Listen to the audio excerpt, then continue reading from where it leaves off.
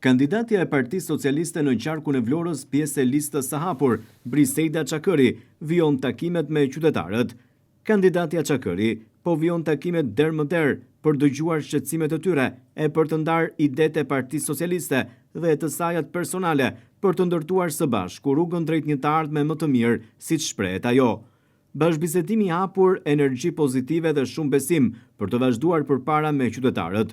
Vlora nuk kthehet pas, thot ndër të tjera kandidatja Çakëri, e ndërsa synon të vejë në Parlamentin shqiptar nëpërmjet votës së qytetarëve në listën e hapur. Kandidatja socialiste kërkon nga qytetarët mbështetjen, duke u premtuar atyre vizionin e saj nëse nesër do të jetë në Parlamentin shqiptar pas zgjedhjeve të 11 majit, ku sipas Çakërit do të jetë patjetër një zë i fuqishëm për të adresuar saktë dhe drejt të gjitha problemet që kanë banorët e qytetit të Vlorës në lagjet e tij, por edhe në njësitë administrative.